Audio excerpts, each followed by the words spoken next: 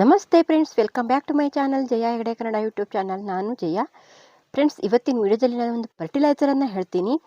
ಇದು ಮಣ್ಣನ್ನು ರೀಚಾರ್ಜ್ ಮಾಡುತ್ತೆ ಮತ್ತು ಅದಕ್ಕೆ ನಾನು ಯಾವ್ಯಾವ ಪದಾರ್ಥಗಳನ್ನು ಹಾಕ್ತೀನಿ, ಮನೆಯಲ್ಲೇ ಇರುವಂಥ ಪದಾರ್ಥಗಳನ್ನು ನಾನು ಒಂದಷ್ಟು ಹಾಕ್ತೀನಿ. ಯಾವ್ಯಾವ ಪದಾರ್ಥಗಳನ್ನು ಹಾಕಿ ನಾನು ಈ ಫರ್ಟಿಲೈಸರನ್ನು ಮಾಡ್ತೀನಿ ಮತ್ತು ಅದನ್ನು ಎಷ್ಟು ಹಾಕ್ತೀನಿ, ಅದರಿಂದ ಉಪಯೋಗವೇನು ಎಲ್ಲವನ್ನು ಈ ವಿಡಿಯೋದಲ್ಲಿ ಹೇಳ್ತೀನಿ. ಅದನ್ನು ಹಾಕೋದ್ರಿಂದ ನಮ್ಮ ಗಿಡ ಚೆನ್ನಾಗಿ ಗ್ರೋತ್ ಆಗುತ್ತೆ. ಈ ಚಳಿಗಾಲದಲ್ಲಂತೂ ಒಂದಷ್ಟು ಗ್ರೋತ್ ಕಡಿಮೆ ಇರುತ್ತೆ.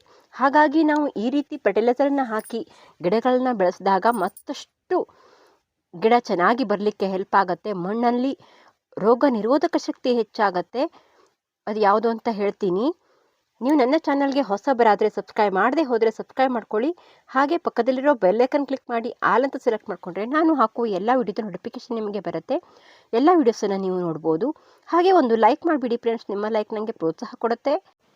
ಕೆಲವು ದಾಸವಾಳ ಗಿಡಗಳು ಈಗ ಹೂವಾಗಲ್ಲ, ಹಾಗಾಗಿ ನಾವು ಈಗ ಅದನ್ನು ಆರೈಕೆಗಳನ್ನು ಮಾಡ್ತಾ ಬಂದರೆ ಇನ್ನು ಮಾರ್ಚ್ ಏಪ್ರಿಲ್ ಅಷ್ಟೊತ್ತಿಗೆ ತುಂಬ ಚೆನ್ನಾಗಿ ಬಂದರೆ ಅದು ತುಂಬ ಚೆನ್ನಾಗಿ ಹೂವಾಗುತ್ತೆ. ಆ ಟೈಮಲ್ಲಿ ಈಗ ಒಂದಷ್ಟು ಡಾರ್ಮೆನ್ಸಿ ಪೀರಿಯಡ್ ಅಂತ ಇರುತ್ತೆ. ಹಾಗಾಗಿ ಈಗ ನಾವು ಅದಕ್ಕೆ ಫರ್ಟಿಲೈಸರನ್ನು ಹಾಕೋಣ. ಬನ್ನಿ, ನಾನಿವತ್ತು ಏನೇನು ತಗೊಳ್ತೀನಿ ಅಂತ ತೋರಿಸ್ತೀನಿ. ಇದು ಗರಿಕೆ, ನಾವು ಗಣೇಶನಿಗೆಲ್ಲ ಹಾಕ್ತೀವಲ್ಲ ಅದೇ ಗರಿಕೆ. ಇದರಲ್ಲಿ ರೋಗ ನಿರೋಧಕ ಶಕ್ತಿ ಹೆಚ್ಚಾಗುತ್ತೆ. ಇದನ್ನು ನಾವು ನಮಗೆ ಜ್ವರ ಎಲ್ಲ ಬಂದಾಗ ಅದನ್ನು ಕಷಾಯ ಮಾಡಿ ಕುಡಿಯೋದ್ರಿಂದ ಒಂದಷ್ಟು ಜ್ವರ ಎಲ್ಲ ಕಡಿಮೆ ಆಗುತ್ತೆ. ಮತ್ತು ನಮ್ಮ ದೇಹದಲ್ಲಿ ರೋಗ ನಿರೋಧಕ ಶಕ್ತಿ ಹೆಚ್ಚಾಗಲಿಕ್ಕೆ ಈ ಗರಿಕೆಯನ್ನು ಕಷಾಯ ಮಾಡಿ ಕುಡಿಯೋದ್ರಿಂದ ಹೆಲ್ಪ್ ಆಗುತ್ತೆ. ಹಾಗಾಗೇ ಇರ್ಬೋದು, ಗಣೇಶನಿಗೆ ಇದು ಪ್ರಿಯವಾದ್ದು ಅಂತ ದೇವರಿಗೆ ಹಾಕುವಂಥ ಒಂದು ಪದ್ಧತಿನ ರೂಢಿಸ್ಕೊಂಡಿದ್ದಾರೆ ನಮ್ಮ ಹಳೆ ಕಾಲದವರು. ಇದರಲ್ಲಿ ತುಂಬಾ ಪೌಷ್ಟಿಕಾಂಶಗಳು ಇರುತ್ತೆ.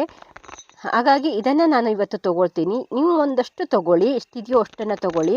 ನಾನಿಲ್ಲಿ ಒಂದು 2 ಹಿಡಿ ಆಗುವಷ್ಟು ಗರಿಕೆನ ತೊಗೊಂಡಿದ್ದೀನಿ. ಇಲ್ಲಿ ಸ್ವಲ್ಪ ಒಣಗಿಬಿಟ್ಟಿದೆ, ಆದರೂ ಪರವಾಗಿಲ್ಲ. ಹಳ್ಳಿಗಳಲ್ಲಂತೂ ಎಲ್ಲ ಕಡೆ ಸಿಗತ್ತೆ. ಪೇಟೆಗಳಲ್ಲಿ ನೀವು ಯಾವುದಾದ್ರೂ ಒಂದು ದೇವಸ್ಥಾನಕ್ಕೆ ಹೋದರೆ ಅಲ್ಲಿ ಗರಿಕೆನ ದೇವರಿಗೆ ಹಾಕಿರ್ತಾರಲ್ಲ ಅದನ್ನು ನೀವು ಕಲೆಕ್ಟ್ ಮಾಡಿಕೊಂಡು ತಂದ್ಕೋಬೋದು. ಇಲ್ಲ ಯಾವುದಾದ್ರೂ ಪಾರ್ಕಲ್ಲೆಲ್ಲ ಇರುತ್ತೆ ಗರಿಕೆ. ಇಲ್ಲಾಂದರೆ ನೀವು ಬೇರೆ ಯಾವುದಾದ್ರೂ ಹುಲ್ಲನ್ನು ಬಳಸ್ಬೋದು. ಆದರೆ ಇದರಷ್ಟು ಪೌಷ್ಟಿಕ ಆಹಾರ ಅದರೊಳಗಿರಲ್ಲ. ಈ ಗರಿಕೆಯಲ್ಲಿ ತುಂಬ ಒಳ್ಳೆಯ ಪೌಷ್ಟಿಕಾಂಶ ಇರುತ್ತೆ. ಇದು ರೋಗ ನಿರೋಧಕ ಶಕ್ತಿನ ಹೆಚ್ಚು ಮಾಡುತ್ತೆ. ಮಣ್ಣಿನಲ್ಲಿರುವ ಸೂಕ್ಷ್ಮಾಣು ಜೀವಿಗಳನ್ನು ಹೆಚ್ಚು ಮಾಡುತ್ತೆ. ಇದು ಮಣ್ಣನ್ನು ಫಲವತ್ತಾಗಿ ಮಾಡಲಿಕ್ಕೆ ಇದು ಹೆಲ್ಪ್ ಆಗುತ್ತೆ. ಇದು ಸಿಕ್ಕಿಲ್ಲ ಅಂದರೆ ನಿಮ್ಮ ತೋಟದಲ್ಲಿರುವಂಥ ಯಾವುದಾದ್ರೂ ಪಾಟ್ ಕೆಳಗಡೆ ಇರುವಂಥ ಹುಲ್ಲು ಅದನ್ನು ಕೂಡ ತೊಗೋಬೋದು. ಅದರಲ್ಲಿ ಕೂಡ ಒಂದಷ್ಟು ಪೌಷ್ಟಿಕಾಂಶಗಳು ಇರುತ್ತೆ. ಹಾಗಾಗಿ ಅದನ್ನು ಕೂಡ ತೊಗೋಬೋದು ನೀವು. ನೋಡಿ, ನಾನಿಲ್ಲೇ ಒಂದಷ್ಟು ಕಿತ್ಕೊಂಡಿದ್ದೀನಿ. ನೋಡಿ, ಒಂದು 2 ಹಿಡಿ ಆಗುವಷ್ಟು ನಾನು ಇದನ್ನು ಕಿತ್ಕೋತೀನಿ. ಇದನ್ನು ನಾವು ಲಿಕ್ವಿಡ್ ಮಾಡಿ ಹಾಕೋದ್ರಿಂದ ಒಂದಷ್ಟು ಪರಿಣಾಮ ಕಾಣಿಸುತ್ತೆ. ಇಲ್ಲಾಂದರೆ ನೀವು ಹಾಗೆ ಕೂಡ ಪಾಟಲ್ಲಿ ಮಲ್ಚಿಂಗ್ ಮಾಡ್ಬೋದು. ಇಲ್ಲ ಪಾಟನ್ನು ಮಧ್ಯದಲ್ಲಿ ಹಾಕ್ಬೋದು, ಹಾಗೆಲ್ಲ ಹಾಕ್ಬೋದು. ಪಾಟಿನ ಮಧ್ಯದಲ್ಲಿ ಹಾಕಬೇಕಾದ್ರೆ ಅಥವಾ ಮಲ್ಚಿಂಗ್ ಮಾಡಬೇಕಾದ್ರೆ ಅದನ್ನು ಒಣಗಿಸ್ಕೊಂಡು ಹಾಕ್ಕೋಬೇಕಾಗತ್ತೆ. ಇಲ್ಲಾಂದರೆ ಪಾಟಲ್ಲೆಲ್ಲ ಇದು ಹುಟ್ಕೊಬಿಡತ್ತೆ. ಹಾಗಾಗಿ ಇದನ್ನು ಆ ರೀತಿ ಕೂಡ ಬಳಸ್ಕೋಬೋದು ನೀವು. ನಾನು ಒಂದಷ್ಟು ರಿಪಾಟಿಂಗ್ ಮಾಡಬೇಕಾದ್ರೆಲ್ಲ ನೀವು ನೋಡಿರ್ಬೋದು, ನಾವು ಇದನ್ನು ಹಾಕಿರ್ತೀನಿ.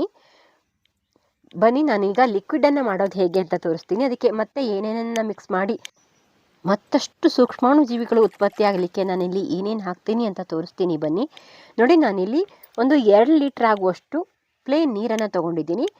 ಅದಕ್ಕೆ ನಾನು ಹುತ್ತದ ಮಣ್ಣು, ಇದು ಗೆದ್ದಲು ಕಟ್ಟಿರುತ್ತಲ್ಲ ಆ ರೀತಿ ಮಣ್ಣು, ಅದರೊಳಗಡೆ ಒಳ್ಳೆ ರೀತಿಯ ನೈಟ್ರೋಜನ್, ಫಾಸ್ಫರಸ್, ಪೊಟ್ಯಾಷಿಯಮ್ ಎಲ್ಲ ತುಂಬ ಹೇರಳವಾಗಿರುತ್ತೆ. ಆ ಗೆದ್ದಲು ತುಂಬ ಆಳದವರೆಗೆ ಹೋಗಿ ಆ ಮಣ್ಣನ್ನು ಫಲವತ್ತಾದ ಮಣ್ಣನ್ನು ತಂದು ಗೆದ್ದಲು ಕಟ್ಟತ್ತೆ. ಮತ್ತು ಅದರಲ್ಲಿಗೆ ಒಂದೊಂದು ಕಲ್ಲು ಕೂಡ ಇರಲ್ಲ ಆ ಗೆದ್ದಲು ಕಟ್ಟಿರುವಂಥ ಮಣ್ಣಲ್ಲಿ. ಇದು ಹಾಗಾಗಿ ತುಂಬಾ ಒಳ್ಳೆಯ ಪೌಷ್ಟಿಕಾಂಶ ಇರುತ್ತೆ ಇದರೊಳಗೆ. ಮಣ್ಣನ್ನು ಫಲವತ್ತಾಗಿಸುತ್ತೆ ಆ ಮಣ್ಣನ್ನು ನಾವು ಗಿಡಗಳಿಗೆ ಸ್ವಲ್ಪ ಸ್ವಲ್ಪ ಹಾಕೋದ್ರಿಂದ. ಹಾಗಾಗಿ ನಾನು ಅದನ್ನು ಒಂದು ಬೌಲ್ ತಗೋತೀನಿ. ಮತ್ತು ಇದು ವರ್ಮಿ ಕಂಪೋಸ್ಟು ಮತ್ತು ಬೂದಿನ ಮಿಕ್ಸ್ ಮಾಡಿಕೊಂಡು 50-50 ತಗೊಂಡಿದ್ದೀನಿ. ನೀವು ಇಲ್ಲಿ ಕೌಡಂಗ್ ಕಂಪೋಸ್ಟನ್ನಾದರೂ ತೊಗೋಬೋದು, ಇಲ್ಲ ಸಗಣಿ ಇದ್ದರೆ ಸಗಣಿ ಕೂಡ ಯೂಸ್ ಮಾಡ್ಕೋಬೋದು.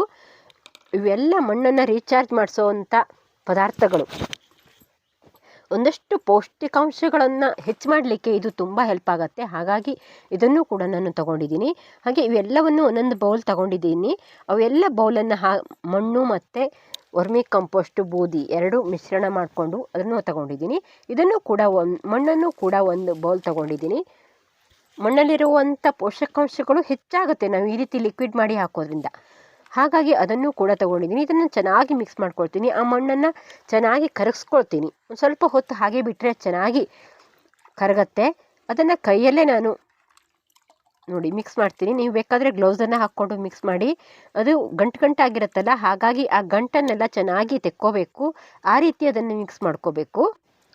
ನೋಡಿ ಆ ಮಣ್ಣೆಲ್ಲ ಚೆನ್ನಾಗಿ ಕರಗಿದ ಮೇಲೆ ನಾನಿಲ್ಲಿ ಈ ಗರಿಕೆನ ಹಾಕ್ಕೋತೀನಿ. ಅದೆಷ್ಟನ್ನು ಹಾಕ್ಕೋತೀನಿ ನೋಡಿ. ಇದನ್ನು ನಾವು 7 ದಿವಸ 8 ದಿವಸ ಆದಮೇಲೆ ನಾವು ಹಾಕ್ಬೋದು. ಇಲ್ಲ 3 ದಿವಸಕ್ಕೆಲ್ಲ ಇದಷ್ಟು ಚೆನ್ನಾಗಿ ಕರಗಲ್ಲ, ಸ್ವಲ್ಪ ವಾಸನೆ ಬರುತ್ತೆ, ಆದರೂ ಪರವಾಗಿಲ್ಲ ಅಂತ ಇರೋರು ಹಾಗೆ ಮಾಡಿ ಹಾಕಿ. ಮತ್ತು ಈ ಗರಿಕೆನ ನೀವು ಕಿಚನ್ ವೇಸ್ಟ್ಗೂ ಕೂಡ ಹಾಕ್ಕೋಬೋದು. ತುಂಬ ಚೆನ್ನಾಗಿ ಪೌಷ್ಟಿಕಾಂಶ ಇರುತ್ತೆ ಇದರೊಳಗಡೆ. ಹಾಗಾಗಿ ನಾವು ಇದನ್ನೆಲ್ಲ ಹಾಕೋದ್ರಿಂದ ನಮ್ಮ ಗಿಡಗಳಲ್ಲಿ ಮಣ್ಣಲ್ಲಿ ರೋಗ ನಿರೋಧಕ ಶಕ್ತಿ ಹೆಚ್ಚಾಗತ್ತೆ ಮತ್ತು ಸೂಕ್ಷ್ಮಾಣುಜೀವಿಗಳು ಹೆಚ್ಚೆಚ್ಚು ಉತ್ಪತ್ತಿಯಾಗತ್ತೆ. ಹಾಗಾಗಿ ಗಿಡ ತುಂಬ ಚೆನ್ನಾಗಿ ಬರಲಿಕ್ಕೆ ಹೆಲ್ಪ್ ಆಗುತ್ತೆ. ಯಾವುದೇ ರೀತಿ ರೋಗ ಬರಲ್ಲ ನಾವು ಇದನ್ನು ಹಾಕೋದ್ರಿಂದ. ಈ ಲಿಕ್ವಿಡನ್ನು ಹಾಕೋದ್ರಿಂದ ಒಂದಷ್ಟು ರೋಗ ಕಡಿಮೆ ಆಗತ್ತೆ ನೋಡಿ. ಹಾಗಾಗಿ ಇದನ್ನು ನಾನು ಒಂದು 7 ದಿವಸ ಹಾಗೆ ಇಡ್ತೀನಿ. ಆಮೇಲೆ ತುಂಬ ವಾಸನೆ ಆಗಿಬಿಡತ್ತೆ. ಇದನ್ನು 7 ದಿವಸ ಹಾಗೆ ಮುಚ್ಚಿಟ್ಟು ಆಮೇಲೆ ನಾವು ಇದನ್ನು ಗಿಡಗಳಿಗೆ ಹಾಕ್ಬೋದು. ಎಷ್ಟು ಹಾಕ್ಬೋದು ಅಂತ ನಾನಿಲ್ಲಿ ತೋರಿಸ್ತೀನಿ, ಬನ್ನಿ ನೋಡೋಣ. ಇದು ನಾನು 7 ದಿವಸ ಆಗಿದೆ ನೋಡಿ. ಎಲ್ಲ ಆ ಗರಿಕೆ ಒಂದಷ್ಟು ಕರಗಿದೆ, ಸ್ವಲ್ಪ ಸ್ಮೆಲ್ ಬರುತ್ತೆ ನೋಡಿ. ಕೈ ಕೆಸರಾದರೆ ಬಾಯಿ ಮೊಸರಲ್ವಾ. ಹಾಗಾಗಿ ಒಂದಷ್ಟು ನಾವು ಈ ರೀತಿ ವಾಸನೆ ಇವನ್ನೆಲ್ಲ ಬಂದರೂ ಕೂಡ ನಮ್ಮ ಗಿಡ ಚೆನ್ನಾಗಿ ಬರುತ್ತೆ ಅಂತ ಆದರೆ ನಾವು ಯಾಕೆ ಮಾಡಬಾರ್ದು ಅಲ್ವಾ. ಹಾಗಾಗಿ ನೋಡಿ ಇದನ್ನು ಚೆನ್ನಾಗಿ ಮಿಕ್ಸ್ ಮಾಡಿಕೊಂಡು ನಾನು ಇದನ್ನು ಹಾಕ್ತೀನಿ. ನೀವು ಇದನ್ನು ಆಮೇಲೆ ಉಳಿದಿರೋದನ್ನು ಕಿಚನ್ ವೇಸ್ಟ್ಗೆ ಹಾಕ್ಕೋಬೋದು. ಇಲ್ಲ ಅಂದರೆ ಗಿಡದ ಮಲ್ಚಿಂಗ್ ಮಾಡ್ಬೋದು. ಇಲ್ಲ ಮತ್ತೆ ನೀವು ಇದಕ್ಕೆ ನೀರನ್ನು ಹಾಕಿ ಇನ್ನು ಮತ್ತೆ 7 ದಿವಸ ಹಾಗೆ ಬಿಟ್ಟು ಆಮೇಲೆ ಮತ್ತೆ ಇದನ್ನು ನೀವು ಹಾಕ್ಬೋದು ನೋಡಿ. ನಾನಿಲ್ಲಿ ಒಂದು 8 ಲೀಟ್ರ್ ಆಗುವಷ್ಟು ನೀರನ್ನು ಇಟ್ಕೊಂಡಿದ್ದೀನಿ.